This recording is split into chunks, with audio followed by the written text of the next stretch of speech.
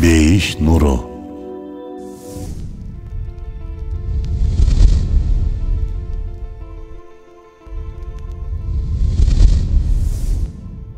Далил каалайсыңбы?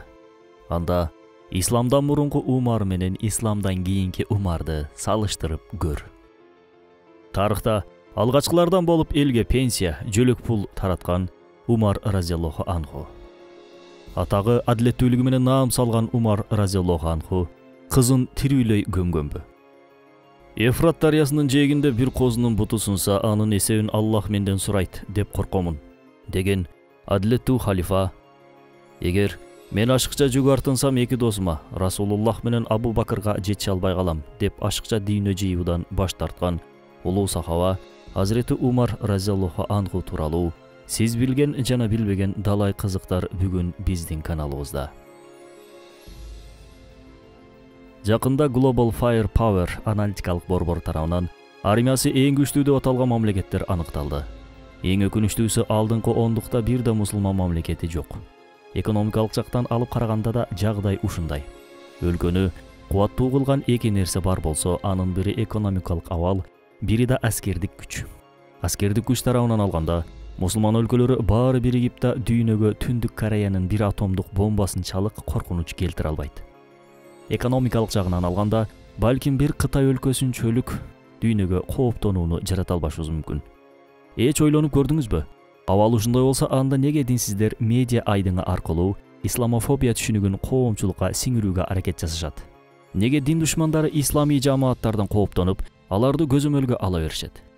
Бизден ушунчалык коркушабы? Коркушса, эмнебизден коркушат? Чындыгында алар бизден эмес, биздин колубуздагы акыйкаттан коркушат. Башкача айтканда, Курандан коркушат. Анткени бул акыйкаттардын арты менен адамдар уурудан тууруга, ийриден түзгө, олку солку адамдан сопу адамга айланышат. Далил керекпи? Эң башта Hazreti Umar разияллаху анху. Ал дүйнөдөгү зулумга дуушар болгон ар бир жабырлануучу мусулмандын көздөрү, көңүлдөрү издеген зат, инсан, сахаба, халифа. Аллах элчисинин "Сен үммөтүмдүн ичинде болгончо үммөттүн ичинде чагымчылдык жүрбөйт" деп айткан адилеттүүлүктүн символу. Көрүнүшү ушунчалык айбаттуу, аны көргөн коркконунан жолун алмаштырат.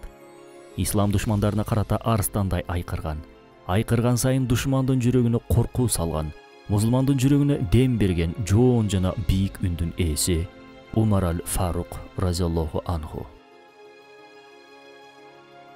Анда бүгүн биз сиздерге исламиятка чейинки Умар менен исламияттан кийинки Умардын бейнесин ачып беребиз. Даяр болсоңуздар, кеттик.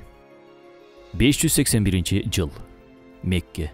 Адилеттүү Умар Хаттаб бин Амрдын үй бүлөсүндө жарык дүйнөгө келген. Үй бүлөсү Меккенин эң көрүнүктүү 16 үй бүлөсүнүн бири. Hazreti Умар өзү Меккенин эң абройлуу, сөзү өтүмдүү, адамдардын жүрөгүнө коркуу салган киши болгон. Бүгүн апалар балдарын албарышты келе жатат, жат деп коркутса, ал кезде апалар Умар келетат, укта деп коркутучу экен.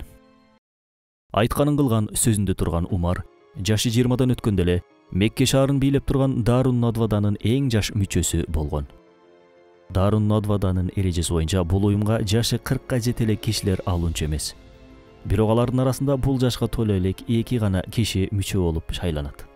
Алардын бири 33 жаштагы Абу Жахил болсо, экинчиси 27 жаштагы Умар бин Хаттаб. Кийинчерээк Аллах элчиси саллаллаху алейхи ва саллям бул эки Умардын бирисине "О Раббим, исламиятты эки Умардын бириси менен күчтөндүр" деп дуа кылат. Аллах эмне үчүн бул дуанын натыйжасында хидаятты Амр бин Хишамга, башкача айтканда Абу Жахилге эмес, Умар бин Хаттабга насип кылды деп ой жүгүрткөнүбүздө, Умар бин Хаттабтын башкаларга салыштырмалуу өз мүдөөсүндө туруктуулугуна, максатын көздөй умтулуусунда пайда үчүн эмес, чын жүрөктөн мүдөөсүн жайуу жолунда берилүү менен аракет кылган жигиттик сыпатына күбө болобуз. Сөзүбүз куру болбосу үчүн алдыда да бир канча мисал келтиребиз. Hazreti Умардын бошотулган эки кулу бар эле. Алар Амр бин Рабия жана анын аялы Лейла бинти Абу Хасма. Умар өзүнүн эски караңгы мүдөөсүнө ушунчалык жабышкандыктан бул эки кулун исламиятты кабыл кылгандыгы үчүн тынбай сабачу. Токмоктогонун токтоткон кезде, мен силерди боорума чыган үчүн сабаганымды токтотконум жок. чарчаганымдан токтоттум. Эс алып алайын, кайра эле сабайм дечү экен. Бул эки жубай Билал разияллаху анху сыяктуу эле Умар урган сайын ахат, Аллах жалгыз деп кыйкырчу. Жана бул экөө пайгамбарлыктын 5-жылында алгачкы Хабашистан көчүүсүндө көчкө кошулуп, көчүүгө даярдана баштаганын көргөн Умар, "Силер эмне кылып жатасыңар?" деп кайрылат. Ошондо Азирети Лейла, "Сенин бизге көрсөткөн зулумдугуңдун айынан өзүбүз туулуп өскөн жерди таштап кетүүгө мажбур болуп жатабыз" дейт. Бул сөздү угуп Умардын көзүндө жаштар текеринет. Муну көргөн Лейла Умардын хидаятка жакындап калгандыгын күйөөсүнө айтат. Күйөөсү болсо, "Эшек мусулман болуптур десе ишенем, бирок Умар мусулман болуптур десе ишенбейм" дейт. Бирок кийинчен эле Умардын ыйманга келе турган күнү жетип келет. Пайгамбарлыктын 6-жылы Меккени башкарган Дарун Надвада Мухаммедти өлтүрүүбүз керек, бирок кантип? Дагыдаман өлүсү ким өлтүрөт? Коркпос эр жүрөк, баатыр бир жигит керек бизге деп сүйлөшүлүп жаткан. Умар максаты жолунда эмне керек болсо баарысын жасаган.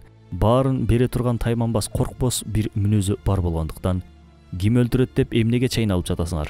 Мына мен өлтүрөм деп алдыга чыгат. Расулуллах саллаллаху алейхи вассаламды өлтүрүү үчүн кылычын курчанып бара жатканда, мусулман болгондугун али билбеген алыскы бир тууганы алдынан чыгат. Жаңыда мусулман болгон Нуайм, "Мынтип ачууланып кайга баратасың, о Умар?" деп сурайт. Умар ачууланган таризде "Мухаммадты өлтүргөнү" деп жооп берет. Азирети Нуайм мүмкүнчүлүк таап, Умардын жолун башка жака буруу максатында, "Сен аны коюп, өзүңдүн карындашың жана күйөө балаңды кара. Алар мусулман болуп жашыруун Куран окуп жатышат" деп балп этет. Муну укканда Умардын ачуусу жүзүнө тээп чыгат. Дароо карындашынын үйүн көздөй жөнөйт. Үйдүн эшигинин алдына келгенде окулуп жаткан Куран үнүн угат. Эшикти катуу уруп каккалаганынан Умардын келгенин билгенде, Умардын күйөө баласы Саид бин Заид менен анын аялы Фатима бинти Хаттабка Курандан сабак бергени келген Хаббаб бин Арат жашынганга жетишет. Умар үйгө кирери менен "Силер эмне мусулман болдуңарбы" деп күйөө баласын сабай баштайт. Аларды бөлүштүрүүгө аракет кылган карындашында жулкуп түртүү ийгенде катуу соккудан жыгылып Фатима бинти Хаттабтын чекеси канап кетет. Карындашынын чекесиндеги канды көргөндө Умардын чыңалып турган жүрөгү жиби түшөт. Кантсе да бир боору карындашы эмеспи? Анан Умар, "Кана, жанага окуп жатканыңар кайда? Алып келгилечи көрөйүн" дейт. Карындашы Умардын азыр таза эместигин, даарат алып тазаланса анан көргөзөрүн айтат. Умар даарат алып келип Куран аяттарын колуна алып терең таасирленүү менен окуй баштайт. Бекинип олтурган Хаббаб бин Арат жашынган жеринен чыгып, "О Умар, кече Расулуллах саллаллаху алейхи вассаламдын эки Умардын бирине хидаят бер деп дуа кылып жатканын көргөм.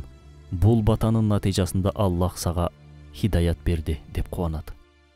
Аны уккан Умар, "Мухаммад саллаллаху алейхи вассалам мага дуа кылдыбы?" деп таңданып сурайт. Анан "Мени Аллахтын элчисинин алдына алып баргыла" деп өтүнөт.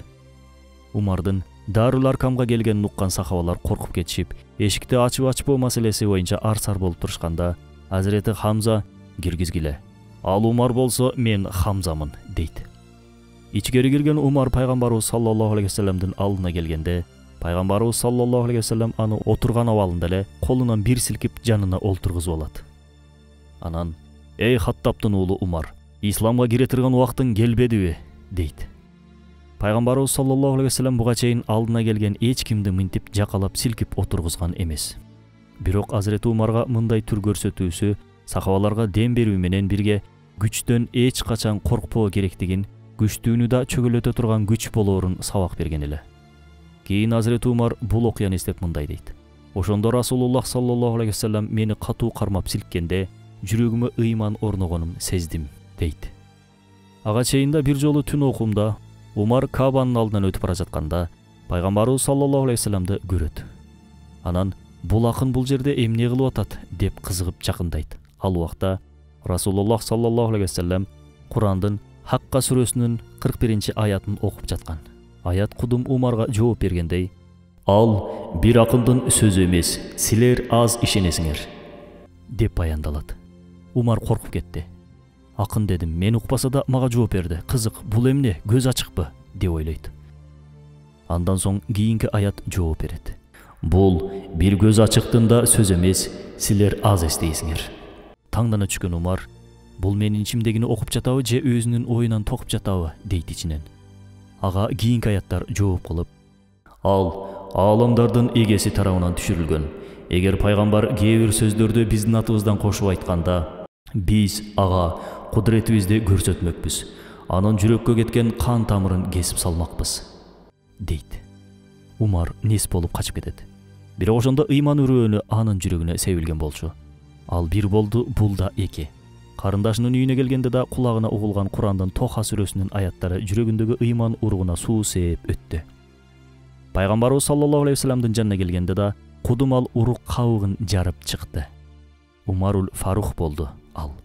Ыйманга келүүсү менен эле: "О Расулулла, алардын жолу ката, биздики акыйкат. Алардын жолу төмөн, биздики өйдө эмеспи? Кыйкырып жайбайлыбы бул акыйкаттарды?" деди. Аллахтын элчиси саллаллаху алейхи вассалам буга уруксат бергенде, Азирети Умар сахабалар менен кол канат болушуп Каабаны көздөй жөнөштү. Көргөндөр Умар мусулмандарды кармап алып кетип жатат деп ойлошту. А чынында ал өзүнүн акыреттик бир туугандары менен коюн колтук болуп бара жаткан. Меккенин эң мартабалуу динсиздеринин дарбазасын каккылап, өзүнүн мусулман болгонун кыйкырып жар салат. Бул жерде айта кетчү дагы бир жаңылыштык бар. Ал жаңылыштыкта Азирет Умардын өз кызын жерге тирүүлөй көмгөнү. Биринчиден, баарыбызга маалым болгондой, ал учурда баарысы эле өз кыздарын жерге көмө беришкен эмес. Эгер баары көмүп салганда, анда урпак уланбайт болчу. Кыз көмүү адаты көбүнчө колу жок кедай адамдардын арасында жайылган. Азирет Умардын үй бүлөсү болсо башта айтып өткөнүбүздөй Меккенин алдыңкы адамдарынан болгон. Экинчиден, Азирет Умар жашоосунда кээ бир риваяттарда 8, кээ биринде 10 жолу үйлөнгөнү айтылат. Алардан жалпы 3 кыз 8 уул табат. Алардын бири да көмүлгөн эмес. Туңгуч перзенти 607-жылы жарыкка келген кызы Азирети Хафса энебиз болот. Демек бирөөсү көмүлгөн болгондо анда ал эч шек күмөнсүз Хафса энебиз болмок. Туура, шамал болбосо дарактын башы кыймылдабайт. Бул маалымат кайдан чыкты анда деп сурап жаткан болсоңуз, ага да жооп берүүгө далалат жасап көрөлү. Сахабалардын өмүр таржымалын изилдеп карап чыгып олтурган болсоңуз, Азирети Умар разияллаху анхунун өз кызын көмгөнү боюнча Умардын төмөнкү сөздөрүн далил катары көрсөткөндөр бар. Мындан башка эч кандай далил жок. Ал сөз дагы ушул. Бир жолу Умар разияллаху анху ушундай дейт: "Караңгылык доорундагы эки нерсе эсиме түшсө, бирине күлөм, бирине ыйлайм. Мени көлдүргөндөр ушул: өз колубуз менен халвадан сыйынуу үчүн кудай жасап, ачка калганда аны жеп алчубуз. Ыйлатканы болсо ал учурда кыз перзенттери кор болот эле.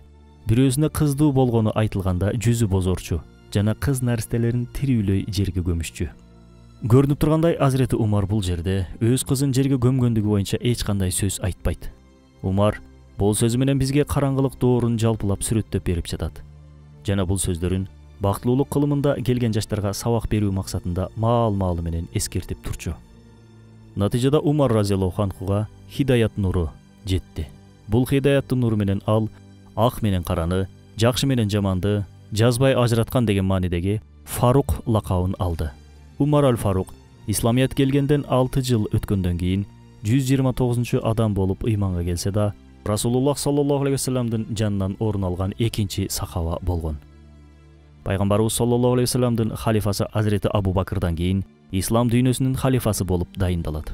Пайгамбар досу Азирети Абу Бакыр катуу оорудан көз жумаар алдында сахабалардын өзүңдөн кийин кимди халифа кылып дайындайсың деген суроолоруна эч ойлонбой туруп Умарды деп жооп берет.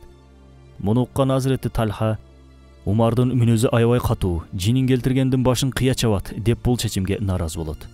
Азирети Абу Бакыр: "Силер Умарды тааныбапсыңар. Ал мен ар дайым жумшак болгонум үчүн ал катуу. Эгер мен катуу болгонумда Умар жумшак болмок" деп жооп берет. Азирети Умар халифа болуп дайындалганда бисмилла менен ушинтип хутба берет: "Алла силерди мени да силер менен сынайт. Араңарда мени халифа катары кабыл кылгысы келбегендер бар. Мен силерге болгон катуу мамилемден коркуп тартынгандар бар. Жылдар бою Расулуллахтын жанында ушул катуу табиятым менен болдум. Ал бул абалымдан ыраазы болгон абалда акыретке көчүп кетти. Мен анын колундагы кынынан чыккан бир кылыч сымал элем. Кааласа кайра кынына киргизет, кааласа чабат болчу. Абу Бакырдын жанында да ушул катуулугум менен жанында турдум. Ал да кааласа кылычы менен чабат, каалабаса кынына салат болчу. Ал дагы бул абалымдан ыраазы болгон абалда акыретке кетти. Бирок азыр Аллахка касам ичип айтам, бул жүктүн астында катуулугум кетти. Силерге катуу мамиле кылгыдай күчүм калбады. Мен силердин жардамыңарга муктажмын. Мен каалабаганыма карабай, бул жүктү желкеме жүктөдүңөр. Андай болсо мага жардам бергиле, деди да анан мынтип сурады. Эгер мен акыйкаттан тайсам, мага эмне кыласыңар дегенде бир сахаба турду да кылычын колго алып, эгер сен акыйкаттан жаза турган болсоң, сени могул кылычыбыз менен түздөйбүз, эй Умар, деп айтты. Бул сөздү уккан Азирет Умар колун асманга көтөрүп, "Алхамдулиллах" деп Раббине мактоолорду айтты. Азирет Умар өзүнүн халифалык доорунда исламиятка болуп көрбөгөндөй кызмат өтөп кетти. Исламият фатыхтан фатыха жүрүп, көптөгөн жерлер тагырага, жер бетинин 5/1 мусулмандардын кол астына кирди. Ошентип мусулмандар болуп көрбөгөндөй жеңиштерди багындырып жатышканда, Азирет Умар тарыхта эч болуп көрбөгөндөй бир чечимди кабыл алды. Ал пайгамбарыбыз саллаллаху алейхи вассаламдын Аллахтан ага эч жеңилүү ызасын тарттырба деген дуасын берген сахабасы, Аллахтын кылычы атыккан ийгиликтүү кол башчы Халид бин Валидти кол башчылык кызматтан алат. Аскерлер буга нааразы болушат. Баш кол башчылык кызматтан заматта катардагы аскер милдетине түшкөн Азирети Халидке бир аскер: "Эй Халид, Умар неге мындай кылат? Бул адилетсиздик эмеспи?" деп кайрылганда, Халид бин Валид: "Өчүр доошуңду. Умар бар кезде бул үммөттүн ичинде фитна, чагымчылдык жашабайт" деп сөзүн кесе жооп берет. Кийин Азирети Умар Халид бин Валидке бул чечимин мындайча түшүндүрүп берет. "Эл, Халид бар болсо жеңиш да бар" деп, жеңишти Аллахтан эмес сенден билип калышты. "Бул нерсе сага да, элге да зыян болчу" дейт. Ооба, бул эки сахабадан өрнөк алып үйрөнө турган көп нерсебиз бар. Бирөөсү бизге бул жерде акыйданы тууралоону үйрөтүп жатса, экинчиси тагдырдан башына келгенге баш көтөрбөй моюн сунуунун үлгүсүн көрсөтүүдө. Азирети Халид кол башчылыктан кетсе да, исламият өз нугунан жазбай жер бетине жайыла берди. Хижраттын 16-жылында Кудусту багындыруу үчүн мусулман аскерлери жүрүшкө чыгат. Кудуста жашаган христиандар согушсуз багынып беришерин айтып, болгону бир шарт коюшат. Алар Азирети Умардын аябай адилеттүүлүгүн билишкендиктен, Кудусту бир гана Азирети Умарга тапшырышаарын айтышат. Халифа болгондон бери Мадинадан чыга элек болгон Умар бул маселе боюнча өз вазирлери менен кеңеш курат. Кеңешмеде бул бир тузак болуусу мүмкүндүгү, халифаны өлтүрүү максатында уюштурулган бир амал экендиги сүйлөшүлсө да, Азирети Умар Алинин "Бар, о Умар, сен бар да кыяматка чейин бул үммөттө ал жака барсын" деген кеңешине кулак төшөп, жолго аттанат. Жолго кызматчысы экөө казынадан бир төө алышат да, экөө адилеттүүлүк эрежесин сактап, алмак-салмак минишип Кудуска кирип барышат. Кудуска жетерде төөгө минүү кезеги кызматкерге келет. Кызматкери: "Сиз миниңиз, кызматкерди минип халифанын жөө жүрүүсү кантип болсун" деп айтса да, Азирети Умар адилеттүүлүктөн тая албасын айтып болбой коет. Кудустун эшигинен киришкенде христиан аалымдары таң калышып, "Мына китептерибизде айтылган зат келди" деп айтышат. Эмне үчүн казынадан эки эмес бир төө алышкандыгын Умар мусулмандардын ага караганда дагы да көбүрөөк муктаждыгы барлыгын айтып түшүндүрүп берет. Азирети Умар адилеттүүлүгү менен адамзатка чоң кызмат кылды. Ал калктын саламаттуулугу үчүн ооруканаларды салдыртты. Ар бир шаарга мечит, медреселерди курдуртту. Оорукана салаарда бир койду муздап этин 6га бөлүп, шаардын 6 жерине асып койду. Эң кеч бузулган эт илинген жердин абасы эң таза деп, ошол жерге оорукананы салдыртчу. Мечит курарда да шаардын чар тарабынан ок аткызып, окторду келип түшкөн орток жерди шаардын борбору деп белгилеп, ошол жерге мечит курдурат эле. Мечит бир эле намаз окулган жер катары пайдаланылбай, чогулуштар үчүн, конок тосуу максатында да пайдаланылып турган. Атүгүл өкүм берерде Аллахтан коркуп, анан берсин деген максатта соттук казылык иштер да мечиттердин ичинде жүргүзүлгөн. Ошондой эле Азирети Умар дүйнө тарыхында алгачкы пенсия системасын түзүп чыккан. Ал кезде атия деп аташып, ай сайын эмес, жылда бир жетерлик бир өлчөмдө казынадан акча алып турушкан. Эң башта момундардын энелери аталган пайгамбарыбыз саллаллаху алейхи вассаламдын жубайлары, анан Бадыр согушунун катышуучулары, шейит үй бүлөлөрү, согушка чыккан ардагерлер болуп олтуруп жана башка бир канча категорияга бөлүнүп, атия алуучулардын тизмеси түзүлүп чыккан. Мында эч кимдин укугу тепсиленбейт болчу. Азирети Умар өз акысынан кечсе кечет эле, бирок бирөөнү акысын такыр жебени негиз карманган киши болгон. Бир жолу согуштан түшкөн олжону бөлүштүрүүдө Умар пайгамбарыбыз саллаллаху алейхи вассаламдын бакма уулу Зайд бин Харистин баласы Усама бин Хариске өз уулу Абдуллахка караганда көбүрөөк үлүш бөлүп берет. Анан Абдуллах бин Умар атасынын эмнеге мындай кылгандыгын кызыгып сураганда, Расулуллах саллаллаху алейхи вассаламдын Абдуллахка караганда Усаманы көбүрөөк жакшы көргөн үчүн деп ачыктап берет. Азырет Умар сүттөн чыккан балдар үчүн да казынадан жөлөк пул бөлдүрөт. Мына ошол күндөрдүн биринде халифа түн жарымда көзөмөлдөө максатында шаардын көчөлөрүн кыдырып жүрсө, бир бебектин ыйлаганы угулуп калат. Баланын ые чыккан үйдүн эшигин каккылап, бала эмне ыйлап жатат, эмнеси кем, бир нерсеси кем болсо мен жардам берейин деп суранганда, үйдүн ичинен акырын бир үн менен балам эмчекте ыйлап жатат деп жооп берет. Эмиз андай болсо, эмнени карап турасың дегенде ичкеридеги аял халифа менен сүйлөшүп жаткандыгын билбегендиктен, халифа Умар сүттөн чыккан балдарга жөлөк пул ажыратып жатыптыр. Ошол жөлөк пул үчүн баламды сүттөн чыгарып жаткам деп жооп берет. Муну уккан Умардын көздөрү жашка толуп, сен жөлөк пулду ойлонбой эле балаңды эмис, Умар эртең өз катасын тууралайт деп жооп берет. Эртеси күндөн баштап ар сүттөн чыккан балага жөлөк пул берүүнүн ордуна ар төрөлгөн балага сүйүнчү пул бермей болот. Мына ошентип азыркы сүйүнчү пулдун тарыхы да Азирети Умардын заманына барып такалат. Азирети Умар түндөлөрү да уктабай мына ушинтип элдин турмушун көзөмөлдөп жүрөт эле. Бир ирет ачаарчылык учуру болчу. Адаттагыдай түндүн жарымында бир дартуу барбы деп Мадинанын көчөлөрүн аралап жүргөн. Бир кезде бир чатырдан ыйлап жаткан балдардын үнү чыгат. Чатырга жакындап, очок башында олтурган аялдан эмнеге бышырган нерсеңден балдарга бербей жатасың деп сурайт. Көзүнө жаш толгон эне, жегени эч нерсе жок болсо эмне берем? 2 күндөн бери балдарымды таш кайнатып алаксытып жатам дейт. Улуу халифа көзүнө жаш алып, эмнеге халифага кабар бербедиң деп сураганда, аял алдында турган халифаны тааныбагандыктан кабагын бүркөп, шашпай турсун. Акыретте аны жакасынан кармайм. Калкы минтип ачка жатса, кантип ал тынч уктап жатат. Аны Аллахка тапшырдым. Бул бечара жетимдер ага аманат болсо, карай албаса эмнеге момундардын башына келип халифа болот деди. Азирети Умар ок сумал атып чыкты да, ал жерден Байтулмалга келди. Эй Ибнул Аббас, тезинен бир кап унду желкеме жүктө деди. Сахаба, ошондой да болмок беле, о момундардын амири, келиңиз мен көтөрөйүн деп айтты.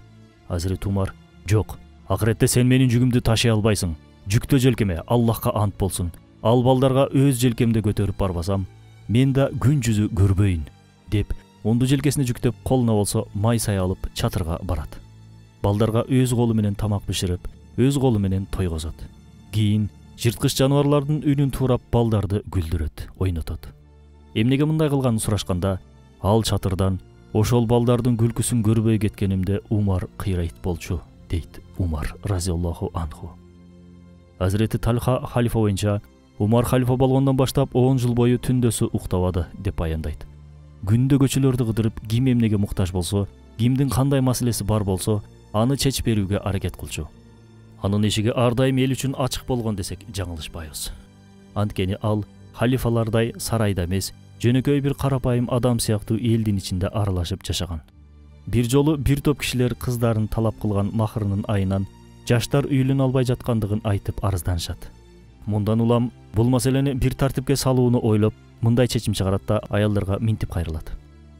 Мындан кийин ала турган махрыңар Расулуллахтын аялдарына берген жана кыздарына алган махр өлчөмүнөн ашыкча махр болбойт. Башкача айтканда эң көп 450 дирхамды түзөт, дейт. Ошондо көшөгөнүн артында отурган аялдардын бири мындай деп үн катат. Эй Умар, сен эмне Аллахтын бизге берген акысын алып койгону жатасыңбы? Аллах Таала касиеттүү Курандын Ниса сүрөсүнүн 20-аятында алардын бирине жүк толо мал мүлк берсеңер да андан эч нерсени кайрып албагыла, дебеди беле, деп айтат. Азирети Умар өз катасын моюнга алып, аял туура айтты. Умар жаңылды. Каалаганча махр алгыла деп айтат. Ооба тууганым, катасын моюнга алуу да улуулуктун белгиси. Эң чоң ката өзүң катасыз деп ойлоо. Азирети Умар акыйкат үчүн ким айтса угат эле. Мен халифамын, мен чоңмун, меники туура болот дечү эмес. Ал өз өмүрүн акыйкатка арнады. Ар дайым Аллахтын ыраазычылыгы жолунда жүрдү. Тыным билбей өзүнүн эмес, элдин жаркын келечеги үчүн кам көрдү. Аскерлер Мадинадан согуштук жүрүш максатында башка жерлерге барып келүүнүн натыйжасы менен ысык сууктун алмашуусунан улам ооруй башташкандыктан барган жерлеринде эле аскердик ордолор үчүн Куфа, Басра, Фустат өңдүү көптөгөн шаарларды салды. Шаарлар арасында да соода иштерин жана байланышты жеңилдете турган кербен сарайларды курдурду. Бир күн Азирети Хафса энебизден Бир аял күйөөсүнөн бөлөк эң көп канча жашай алат деп сурады. Хафса энебиз 4 ай деп жооп берди. Мындан аскерлерге 4 айдан ашык убакытка үйлөрүнөн алыс жүрүүгө тыюу салды. Ошондой эле халифа Умар тарыхта алгачкылардан болуп почта кызматын түздү. Чек араларды аныктады. Эл каттоо жүргүздү. Мусулмандардын ишине динсиздердин календарын аралаштырбайм деп хижри жыл санагын киргизди. Мамлекеттешүү максатында кеңеш түздү. Буга багынтылып алынган жерлерден түшкөн олжолорду жана элден чогултулуп алынган жизия, харач, үшүр, зекет сыяктуу салыктардан топтолгон мүлктү элге бөлүштүрүү системасын түзүп чыгуу муктаждыгы себеп болгон. Булардын баары Аллахтын колдоосу, Азирети Умардын күчүрмөн эмгегинин натыйжасы менен 10 жылдын ичинде ишке ашырылды. Азирети Абдуллах бин Масуд бул 10 жылдык Рамазанда жашагандай жашадык деп сүрөттөйт. Касиеттүү Рамазан айында шайтандар байлангандай, Умар бар кезде да шайтандар мусулман журтуна жакындай албады. Себеби хадисте айтылгандай, Умар жүргөн жолдо шайтан жүрбөйт болчу. Туп-туура 10 жыл 6 ай 4 күн бул убакыттар Рамазандын пейизиндей пейиздүү куттуу өттү. Бирок ар бир Рамазандын аягы ар бир түштүн соңу болгондой бул түш да аяктап бүттү. Түш көрдү Азирети Умар. Түшүндө бир короз этин чокулап жатканын айтат да түштү өзү адамдарга минтип жооп берет. Менин оюмча бирөөсү менин кылмышкерим болот. Ал адам арабтардан эмес, чет өлкөлүк бирөө болот. Ошол учурда Мадинада болгону 4 чет өлкөлүк адам бар болчу. Баарысын кармайлы анда деп айтышканда Азирет Умар жок болбойт. Кылмыш аткарылмайынча божомолдонгон бир күмөн менен адамдар жазага тартылбайт дейт. Муну кылышканда башкаларга да туура эмес сабак болмок. Болбосо бул түш Азирет Умар айткан сымал ишке ашты. Таңгы намаз учурунда Абу Лүлү атындагы фарси бир кул Ирандын кулашынан улам сактап жүргөн кегин чыгарып, адилеттүү Умарды аркасында туруп желкесине канжар сайды. Аллахка эң жакын учурунда саждада бычакталды момундардын халифасы.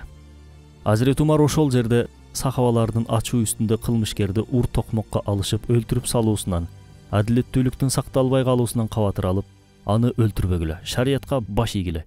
Эгер шейит кетсем өкүм бергиле, жашасам мен өкүмүн беремин деди. Сахабалар ыйлап жатты. Умардын кетүүсү айыкпас бир жара болчу, орду толгус бир жоготуу болчу. Себеби Умар фитна, чагымчылдык отторунун эшигин бекитип турган бир кулп эле. Сахабалар Умардан өзүнөн кийин уулу Абдуллахты халифат дайындоосун суранышты. Анткени Азирет Абдуллах да өтө адилеттүү адам эле. Азирет Умар буга бир үйдөн бир курмандык жетет. Мен силердин Аллах элчиси саллаллаху алейхи вассалам кандай таштап кетсе, ошондой таштап кетем деди. Расулуллах тирүү кезинде ыраазы болгон 7 кишиден 6-оосуна таштап кетем. Алар өздөрү кеңешип чечим кабыл алышсын деп айтты. Алар бейиш менен сүйүнчүлөнгөн сахабалар Азирети Умар, Азирети Али, Абдурахман бин Ауф, Талха бин Убайдуллах, Зубейр бин Аввам, Саад бин Абу Ваккастар эле. Ар бири бул милдеттин башына келүүгө татыктуу, бирок эч кимиси бул жүккө талапкер болбогон 6 кишиден түзүлгөн нурдуу топ. 7-чиси болсо күйөө баласы Саид бин Зайд болчу. Аны да өз айткандай бир үйдөн бир курмандык жетет деп бул катарга кошподу. Ошентип 644-жылдын 31 октябрында Азирети Умар бул дүйнө менен кош айтышты. Хасан Басридин рываят кылуусу боюнча махшар күнү, башкача айтканда кайра тирилүү күнү, ислам адам кейпине кирип адамдарга көрүнөт. Кимдир бирөөгө бул адам мени коргоду, о Аллахым, сен да аны корго деп айтат. Кимдир бирөөгө бул адам мени жарым жолдо калтырып кыянат кылды, сен да аны жарым жолдо калтыр, я Рабби деп айтат. Андан кийин адам түспөлүндөгү ислам Умардын жанына барат да анын колунан кармап асманга көтөрө, о Раббим, мен Меккенин көчөлөрүндө үйсүз калган бир жаш баласымал тентип жүргөм. Бул адам исламга кирди, мени көтөрүп алып Каабага кирүүмө себепкер болду. Бул адам исламдын жүзүн агартты, сен да анын жүзүн агарта көр деп айтат. Мына Азирети Умар исламдан кийин ушундай бир Умар болду. Кызык, ошол адам көрүнүшүндөгү ислам биздин алдыбызга келсе, бизди Аллахка кантип тааныштырат болду экен. Ылайым Аллах бизди өз динин жайган Азирети Умардай эр азаматтардын катарында кылсын.